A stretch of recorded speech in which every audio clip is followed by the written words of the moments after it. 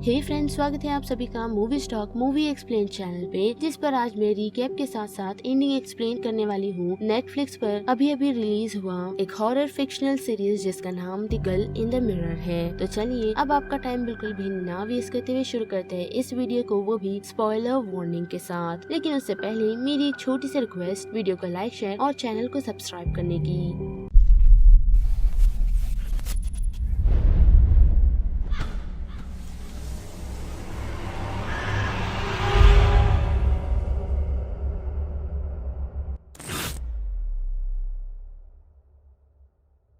Series की शुरुआत हमें कुछ स्टूडेंट्स से दिखाई जाती है जो स्पेन ऑस्ट्रेलियन नाम के माउंटेन को अपनी ग्रेजुएशन से पहले विजिट करने के लिए गए हुए हैं, जहाँ जाकर वे लोग एक लॉज में रुकते हैं जिसका नाम निब्यूरा है। और वहाँ हमें इस सीरीज की कुछ मेन कैरेक्टर से इंट्रोड्यूस करवाया जाता है। सबसे पहले बात करें एल्मा की, तो उसने अभी अभी अपनी ट्विन बहन लारा को खोया है जिसे ब्रेन ट्यूमर था। और एल्मा की एक बेस्ट फ्रेंड भी है जिसका नाम देवा है, जो उसे सीक्रेटली प्यार करती है। लेकिन एल्मा उनके क्लासमेट थॉमस यानी कि टॉम नाम की शख्स से प्यार करती है जिसे देवा ने ऑलरेडी डेट कर चुकी है। तो ये हो गए उन स्टूडेंट में से कुछ मेन कैरेक्टर। तो अब बात करें उस लॉज को संभालने वाले शख्स की जिसका नाम ब्रूनो है, और वो उस लॉज में अपने छोटे भाई एलेक्स के साथ रहता है और अपने ग्रैंडफादर के साथ जिन्हें अल्जाइमर की बीमारी है। और उन स्टूडेंट में से आए हुए मार्टिन नाम के शख्स के साथ ब्रूनो की काफी अच्छी दोस्ती हो जाती है, जिस कारण वो दोनों काफी करीब भी आ जाते हैं। और फिर दूसरे दिन हम सभी स्टूडेंट्स को देख सकते हैं जो वापस अपने घर जाने के लिए निकलते हैं। लेकिन रास्ते में जाते वक्त काफी सारा फॉग उस माउंटेन पर छा जाता है, जिस कारण वहाँ पर विजुअलिटी 0 होती है। और उस बस का ड्राइवर कार्लोस जब बस के बाहर आकर चेक करने की कोशिश करता है तो वहाँ उसे कुछ मिस्टीरियस रेड और ब्लैक शेडोज नजर आती है, जिसे डर कर वो वापस बस में बैठ जाता है और धीरे धीरे बस को आगे ले जाने की कोशिश करता है। लेकिन जब वो क्रिएचर बस के सामने आ जाते हैं तो उनसे डर कर कार्लोस अपना कंट्रोल लूज कर देता है और उनकी बस उस क्लिफ से गिर जाती है, जिस कारण काफी सारे स्टूडेंट्स की मौत हो गई है और कुछ सरवाइव भी कर गए हैं। लेकिन उनमें से कुछ लोग फिजिकली इंजर्ड हो गए हैं। साथ ही कुछ स्टूडेंट्स को दिमागी तौर पर इतना धक्का लगा है कि वो लोग उस दौर से बाहर निकलने की कोशिश ही नहीं कर रहे। और इतना ही नहीं बल्कि हम देख सकते हैं कि उन स्टूडेंट्स को कुछ सुपर नेशनल पावर हॉन्ट कर रहा है। और उस एक्सीडेंट के बाद हम देख सकते हैं कि एल्मा सरवाइव कर चुकी है, जिसे काफी सारी फिजिकल इंजरीज हुई है। साथ ही उसकी एक आंख को नुकसान भी पहुंचा है, जिस कारण से आई पैच पहनना पड़ता है ताकि उसका विजुअल क्लियर रहे। इतना ही नहीं बल्कि उस एक्सीडेंट के कारण एल्मा को अपने पास्ट की कोई भी बातें याद नहीं। साथ ही हम देख सकते हैं कि टॉम जो इस एक्सीडेंट से सरवाइव तो कर गया है, लेकिन उसने अपने एक पैर को खो दिया है, जिस कारण वो अब कभी स्विमिंग नहीं कर सकता। और हमें पता चलता है कि एक्सीडेंट के पहले टॉम एक प्रोफेशनल एथलीट था, जिस कारण उसे स्पोर्ट्स स्कॉलरशिप मिली थी और वो यूएस पढ़ाई के लिए जा रहा था। और कुछ महीने हॉस्पिटल में बिताने के बाद एल्मा अपने पेरेंट्स के साथ वापस घर आ जाती है और ये सोचने में काफी कंफ्यूज है कि जो मेमोरीज उसे आ रही हैं वो उसकी है या किसी और की। साथ ही उस एक्सीडेंट के कारण मार्टिन की बॉडी अभी तक उसकी फैमिली को नहीं मिली, जिस कारण ब्रूनो मार्टिन की बॉडी को ढूंढने की कोशिश कर रहा है, जिसमें उसका साथ मार्टिन की बहन डायना भी दे रही है। और हम देख सकते हैं कि काफी ढूंढने पर उन लोगों को मार्टिन मिल जाता है जो कि एक केव में छुपा हुआ था। जिसके बाद ये सीरीज एल्मा के एक्सप्लोर के साथ आगे बढ़ती है, जहां हमें पता चलता है कि खुद को जानने के कारण हमें एल्मा की बहन लारा के बारे में काफी सारी चीजें पता चलती है, जैसे कि वो मिस्टिकल लेजेंड से काफी ऑब्सेस थी क्योंकि उसे इतनी जल्दी नहीं मरना था, जिस कारण उसने व्हाइट सिस्टरहुड को ढूंढ निकाला, जो कि किसी तरह का मैजिक जिसका नाम हेक्सा स्पेक्टेकुलम है, उस बारे में उसे पता चला, जिसकी मदद से कोई भी इंसान अपनी डेस्टिनी बदल सकता है। और दूसरी तरफ हम देख सकते हैं कि डायना ब्रूनो को अपनी फैमिली की कुछ रेयर कलेक्शन के बारे में बताती है जो कि काफी साल पुरानी है। लेकिन उन सारी चीजों में से सबसे ज्यादा कीमती एक बुक है, जो बुक किसी तरह के डीमन की पुनर्जन्म की भविष्यवाणी को बताता है, और उस बुक का नाम थीरियन है। जिसके बाद हम देख सकते हैं कि एल्मा अपने पास को जानने में काफी क्यूरियस है और वही डायना उस किताब के बारे में जानने की कोशिश कर रही है। और हमें ब्रूनो के ग्रैंडफादर एफरीन से ये पता चलता है कि उनके हिसाब से दुनिया में कुछ ऐसी जगह है जहाँ पर एक गेट गेटवे है वो भी अलग दुनिया का। और वहाँ पर कुछ क्रिएचर्स इम्पेशेंटली वेट करते हैं कि वो कब हमारी दुनिया में प्रवेश कर सके, जो जगह और कहीं नहीं बल्कि उसी माउंटेन ऑस्ट्रेलियाज में है जहाँ पर एफरेन अपनी फैमिली के साथ रहते हैं। लेकिन इतना ही नहीं बल्कि वो जगह एक डीमन की है जिसका नाम थीरियन है, जो वहाँ पर अपनी पास्ट शेडोज के साथ रहता है, जो उस जगह पर कई हजारों सालों से रहता आ रहा है। अब बात करें थीरियन की तो वो एक ऐसा डीमन है जो अर्थ की काफी गहराइयों में रहता है, जिसके पास नेचर और क्रिएचर को कंट्रोल करने की पावर है और उसे बुलाने के लिए 5 स्पिरिट्स की जरूरत पड़ती है, जिनमें भेड़िए की चालाकी, भालू की बुद्धि, चील की स्वतंत्रता यानी कि फ्रीडम, शेर की ताकत और सांप की जो स्किन छोड़ने की एबिलिटी थी वो। और इन सारी चीजों की मदद से ही उसे बुलाया जा सकता है, जिसे आसान भाषा में बुक ऑफ रेवोल्यूशन यानी कि बाइबल में ये बताया गया है कि थीरियन बीस्ट फ्रॉम सी है और दूसरे शब्द में एक फॉल्स प्रॉफिट। लेकिन थीरियन को बुलाना इतना आसान नहीं था, जिसके लिए काफी रिस्की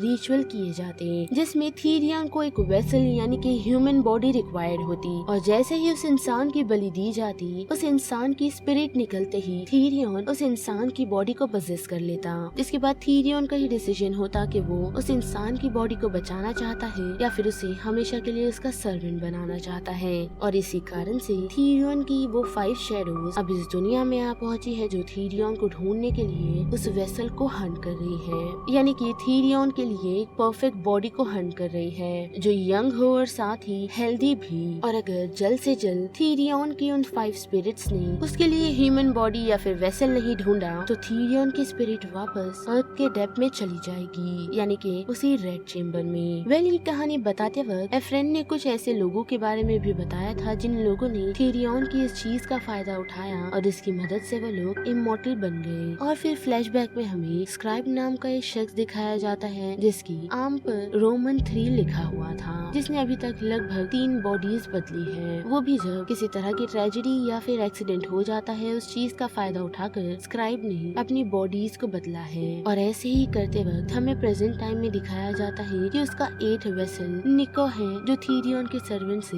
बचती हुई भाग रही है, क्योंकि स्क्राइब एक रोग एनोनिमली है, यानी कि वो डिफरेंट है और थीरियन के सर्वेंट को किसी कारण से स्क्राइब की जरूरत है और इसी कारण से स्क्राइब को हंट किया जा रहा है। और जबकि अब बुरी चीज है तो उसे रोकने के लिए कुछ अच्छी चीजें भी होगी, जिस कारण से हमें डिवाइड सिस्टरहुड के बारे में बताया जाता है। जो लोग थीरियन की स्पिरिट्स को रोकने का काम करते हैं वो भी उसी हेक्सा स्पेक्ट्रिकुलम की मदद से, जो कि 6 मिरर से बना हुआ है, और इसी कारण से वो लोग ठीक थीरियन की ही तरह दूसरे इंसान की बॉडी को पजेस कर सकते हैं। और ऐसे ही हमें एक फ्लैशबैक में दिखाया जाता है जहां हम एरोरा नाम की एक लड़की को देख सकते हैं, जो एनोरा कैस्टल में आ पहुंची है और उस हेक्सा स्पेक्ट्रिकुलम में जाकर जैसे ही वो बाहर निकलती है तो आइडेंटिकल सिस्टर्स के बारे में बात करती है, जो और कोई नहीं बल्कि लारा और एल्मा है। जिसके बाद हमें बताया जाता है कि लारा और एल्मा फ्यूचर में एक काफी इम्पोर्टेंट रोल प्ले करने वाले हैं, जिस कारण से उन लोगों को थीरियन की उन 5 स्पिरिट से बचाना होगा। और हम देख सकते हैं कि एरोरा की मुलाकात लारा और एल्मा से होती है, जिन्हें वो उसी पावर यानी कि हेक्सा स्पेक्ट्रिकुलम के बारे में बताती है, जिसे सुन लारा अपने दोस्तों के साथ मिल उसी मैजिकल मिरर के पास आ तो पहुंचती है, लेकिन वो उसके दिखाए हुए विजन से इतना घबरा जाती है कि वो ये डिसाइड कर लेती है कि वो मरना ही पसंद करेगी, जिस कारण से वो ऐसे ही अब इस दुनिया में घूम रही है। जिसके जवाब में अरोरा हमें ये बताती है कि गोस्ट और स्पिरिट इस दुनिया में तब तक एग्जिस्ट करते हैं जब तक उन्हें कोई याद नहीं करता और अगर उनका कोई काम अधूरा रह गया हो तो। जिसके साथ साथ हमें ये भी पता चलता है कि लारा अकेले उस हेक्सा स्पेक्ट्रिकुलम मिरर में नहीं गई थी, बल्कि देवा और एल्मा भी उस मैजिकल मिरर के अंदर जा चुके हैं। और जबकि अरोरा ने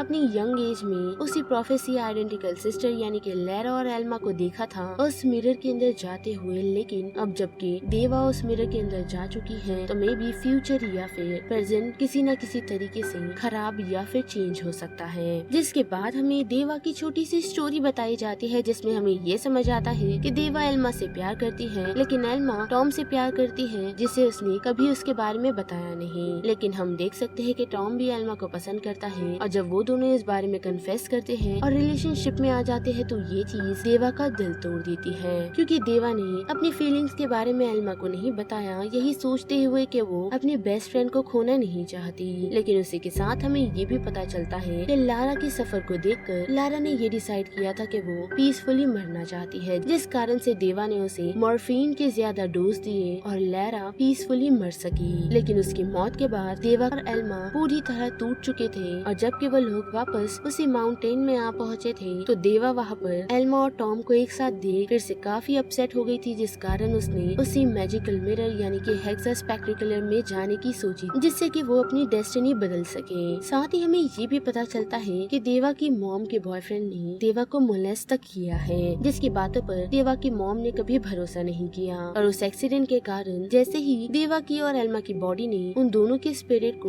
उनकी बॉडी से छोड़ दिया था तो देवा ने जल्द से जल्द जाकर एल्मा की बॉडी पर अपना कब्जा जमा लिया, क्योंकि उन लोगों ने वहाँ पर थीरियन के सर्वेंट्स को देख लिया था, जिससे घबराकर जल्द से जल्द देवा ने उसकी बॉडी में जाना डिसाइड किया, जबकि लैरा देवा को उस सिचुएशन से ले जाने के लिए पहुंची थी। और तब से ही एल्मा ऐसी भटक रही है और इसी पजेस के कारण देवा ने अपनी मेमोरीज खो दी थी। और वही बात करें एल्मा की तो उसने इन सारी चीजों के जवाब के लिए एरोरा के पास जाने का डिसाइड किया, जिसने उसे एक ऐसी जगह पर भेजा जिसकी मदद से वो पास्ट फ्यूचर प्रेजेंट में ट्रेवल कर सकती है। और एरोरा के मुताबिक उस दुनिया में टाइम एग्जिस्ट ही नहीं करता, जिससे हमें ये समझ आता है कि इतने महीनों में देवा यानी कि एल्मा ने जितने भी विजन्स देखे थे वो एल्मा के थे, ना कि लैरा के, क्योंकि एल्मा यानी कि देवा को ऐसा लग रहा था कि उसने अपनी बहन के विजन देखे हैं, जबकि वो एल्मा नहीं बल्कि देवा है। और वो स्पिरिट लारा की नहीं बल्कि एल्मा की है, जो अपनी बॉडी वापस देवा से लेने के लिए आई थी। और हम देख सकते हैं कि टॉम को एरोरा की मदद से ये पता चल चुका है कि एल्मा की बॉडी में एल्मा नहीं बल्कि देवा है, जिस कारण से उसे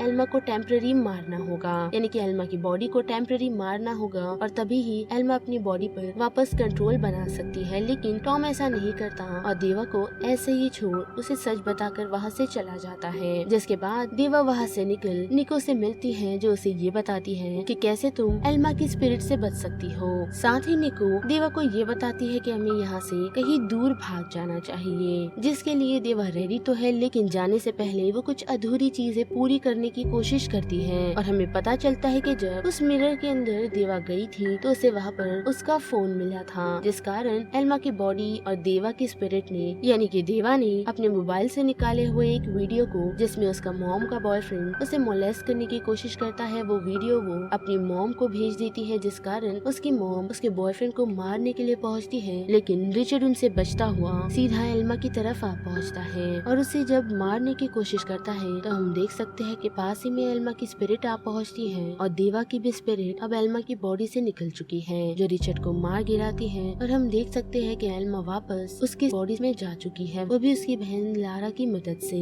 जिसके बाद लारा अपनी मॉम को फाइनल गुड बाय कहती है, क्योंकि अरोरा ने एल्मा को ये बताया था कि अगर तुमने किसी भी लिविंग ह्यूमन बीइंग से कांटेक्ट करने की कोशिश की तो उस कारण से तुम डिसअपियर हो सकती हो। तो मे भी ऐसा हो सकता है कि लारा के उसकी मॉम और एल्मा से कांटेक्ट करने के कारण वो अब गायब हो चुकी है।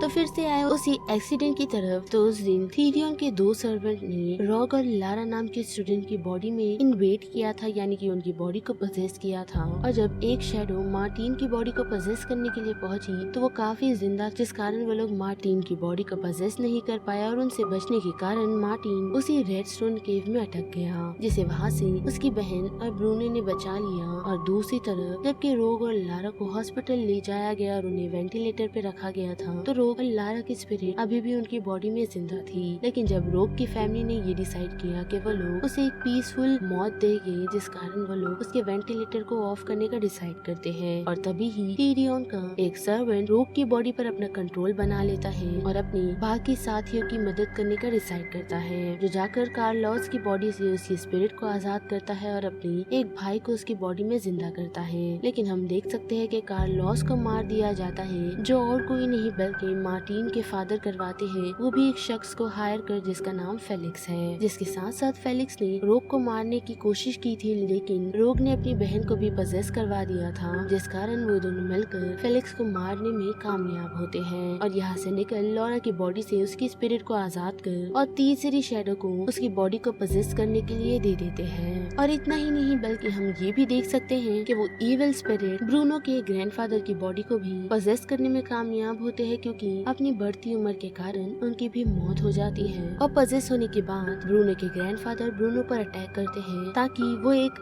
यंग बॉडी में प्रवेश कर सके, लेकिन ऐसा होता नहीं, क्योंकि डायना और मार्टिन ब्रूनो को उस सिचुएशन से बचा लेते हैं। और इन्हीं सारी चीजों चीजों के बीच हम रोग और उसकी बहन को देख सकते हैं जो निका को पकड़ चुके हैं। जिसके बाद वो सभी यहाँ से निकल सीधा निब्यूरू जाने का डिसाइड करते हैं और वहाँ जाकर थीरियन के वेसल को पकड़ने की कोशिश करते हैं जो और कोई नहीं बल्कि मार्टिन है। और मार्टिन के डैड को इन सारी चीजों के बारे में काफी टाइम से पता है क्योंकि काफी पास्ट में स्क्राइब को ये पता चल गया था कि 3 मेल और 2 फीमेल थीरियन को 6th फुल मून की नाइट को जिंदा करने की कोशिश करेंगे, वो भी 2021 में, जो उसी किताब थीरियन में लिखा गया है। जो किताब जैसा कि हमें याद है वो मार्टिन के फादर के पास है। जो सारी बातें अब डायना को भी पता चल चुकी है, लेकिन उसे ये सारी बातें तब पता चली जब मार्टिन यहाँ से ब्रूनो को अपनी फीलिंग बताने के लिए निकल चुका था और डायना को ये नहीं पता था कि ब्रूनो की बॉडी को ऑलरेडी उस इविल स्पिरिट ने कैप्चर कर लिया है। साथ ही डायना के फादर की उन सारी चीजों को भी, जिन चीजों को उसके डैड ने काफी संभाल कर और काफी सालों से बचा कर रखा है। और जबकि अब उन स्पिरिट्स के पास थीरियन को जिंदा करने के लिए सभी चीजें अवेलेबल है, तो वो लोग मार्टिन को घेर लेते हैं। और यहाँ पर ये सीजन 1 खत्म होता है। जिसके बाद बात करें आने वाले सीजन 2 की, तो हम ऐसा कह सकते हैं कि जबकि अब एल्मा अपनी बॉडी में वापस आ चुकी है, तो सीजन 1 में आपने देखा ही होगा कि वो वहाँ से निकल एरोरा के पास जाती है, तो वो उसे फ्लावर ऑफ वाटर का एक पेंडेंट देती है। यानी कि एरोरा ने एल्मा को उनका प्रोटेक्टर बना लिया है। यानी कि अब एल्मा एरोरा की जगह पर है, क्योंकि अब उसे आने वाले थीरियन से इस पूरे वर्ल्ड को बचाना होगा। साथ ही प्रोफेसी के हिसाब से देखा जाए तो एल्मा एक बेयर का सिंबल है, जिससे वो थीरियन को वापस इस दुनिया में लाने में मदद कर सकती है। तो अब सेकंड सीजन में ऐसा भी हो सकता है कि एल्मा थीरियन को वापस इस दुनिया में लाने में मदद करेगी या फिर इस दुनिया को आ रहे थीरियन से बचाएगी। और अगर आप सभी को याद होगा कि जब एल्मा उस दूसरी दुनिया में अपनी मेमोरीज को ढूंढ रही थी, तो वहाँ पर उसकी मुलाकात रोक की एक्चुअल स्पिरिट से हुई थी, जिसने उसे ये बताया था कि फ्यूचर में एल्मा ने रोक को उसकी बॉडी वापस कर दी थी, जिससे हमें ये समझ आता है कि एल्मा ने थीरियन को आने से रोक दिया। और अगर नहीं, तो जैसा कि आपको पता है कि थीरियन नेचर और क्रिएचर पर अपना कंट्रोल बना सकता है, तो आप सभी कह ही सकते हैं कि वो इस दुनिया में आकर कितनी तबाही मचा देगा। वेल, तो इस वीडियो में इतना ही। जिस बारे में अब आप सभी की क्या राय बनती है उसे लेकर आप मुझे कमेंट सेक्शन में बता सकते हो। साथ ही वीडियो आपको पसंद आई तो वीडियो को लाइक, शेयर और चैनल को सब्सक्राइब करना मत भूलिएगा। बाकी मैं मिलूंगी आपको फिर किसी मूवीज या सीरीज के रीकैप के साथ। तब तक के लिए आप movie stock movie explain channel के बाकी वीडियोस को एंजॉय कीजिए। Till then bye.